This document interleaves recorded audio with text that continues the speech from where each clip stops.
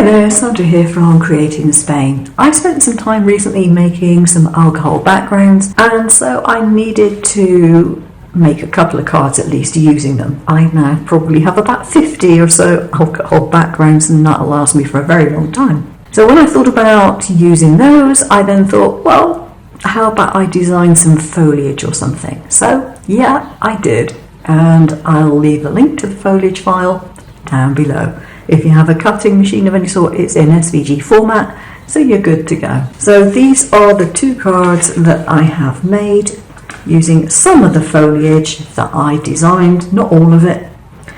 And I've got my alcohol backgrounds in two pieces, just because you don't have to use it all over the card, you can just use it as an accent. So this one I've put some homemade UV resin drops on and some purchased little rhinestones, and this one I've just got white rhinestones here, and I put the sentiment up here because it balances the card better. Now in this case, this was not cut out colour cardstock. I coloured it with the alcohol marker that I used to go around the edge here, and the same colour that I used to stamp the sentiment. In this particular case, I've left them white, and I've added a bow which matches the colour of the ink here.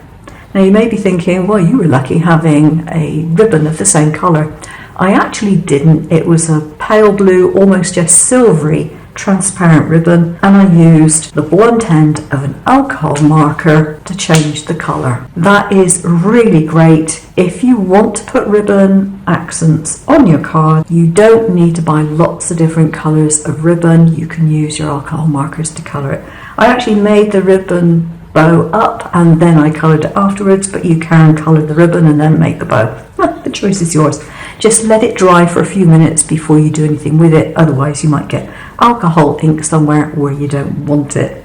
So I have a couple of other tips for you, and this is with using your memento inks. Now these are water-based.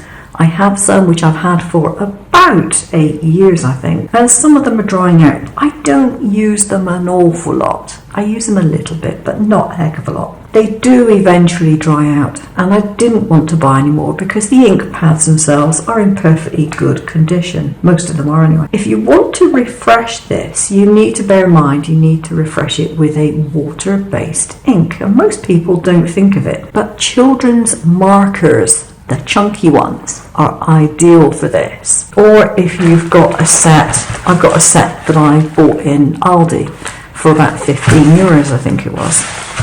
And I've got more colours in here than I have ink pads. So I should be able to find one which matches it pretty well. And so all you do is you get your marker, and you take the top off, you scribble over the top, and then you can add some water and you've refreshed it. Easy peasy, job done. Don't make the mistake of topping these up with alcohol inks unless you make a note on it that it is now an alcohol ink stamp, not a watercolour one, because it changes the properties of it. If you want to maintain it as a water-based one, then you must use water-based products in order to refresh it. If you have watercolour inks, you can use those, but those are pretty pricey, and so it's not the cheapest of methods to do. But most people have got access to normal felt tips, chunky watercolour markers, and that's all you actually need. Hope that's useful for you. I'll see you again soon. Take care now.